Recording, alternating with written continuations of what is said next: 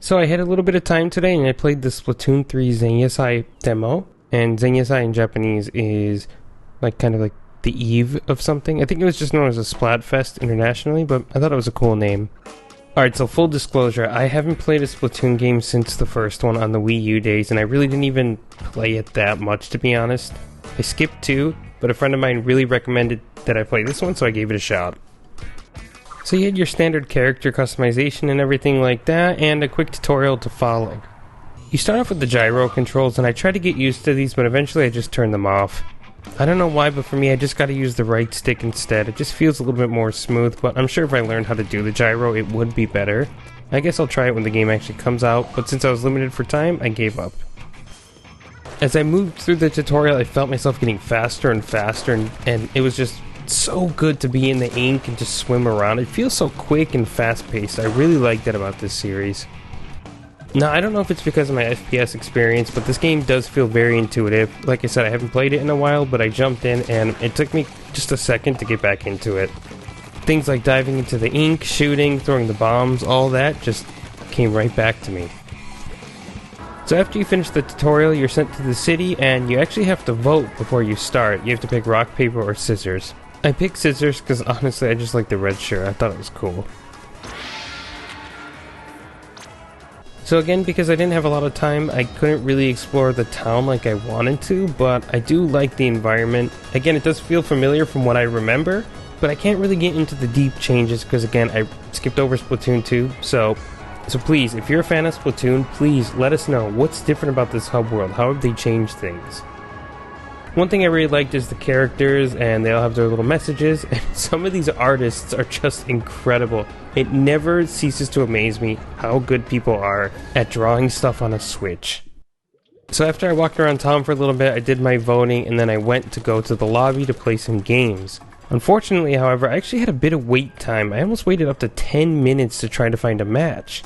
So I reached out to a friend to see if he was having the same issues, and he was. Apparently there was some network trouble on his end and some other people too.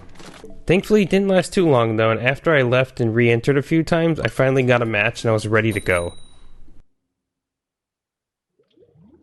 So I got into my first match and I was off to go, and to be honest, there are special rules for these matches, but I didn't really care. I just had to figure out how to play this game again, so my main objective was just to cover everything I could with paint.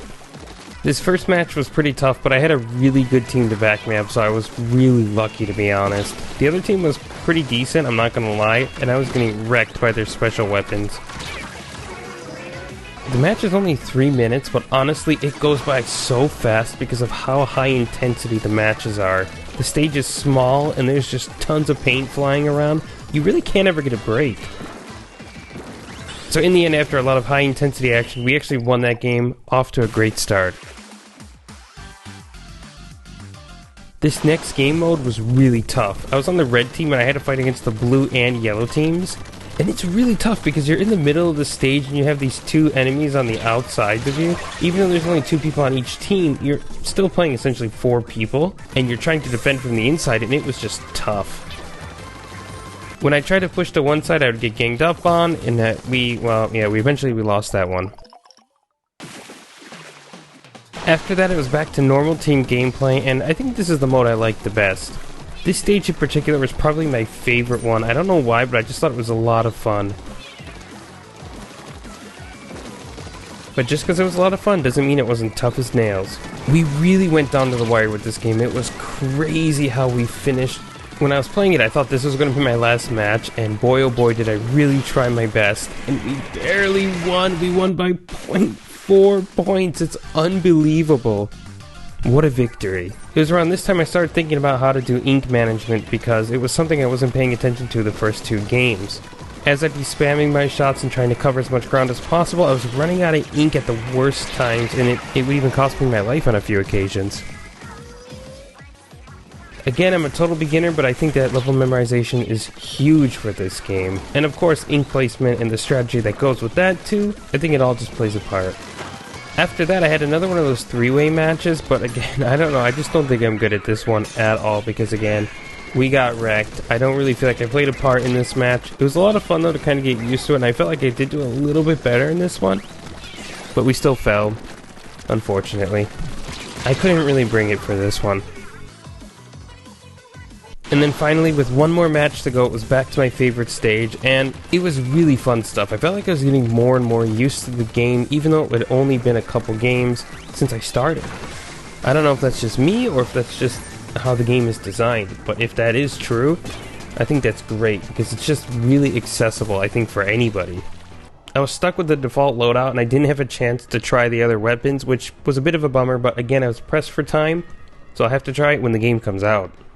To be honest, the reason I don't really want to get back into FPS games like this and online games in general is because it takes away from the single player games that I want to play, and I have a lot to get to.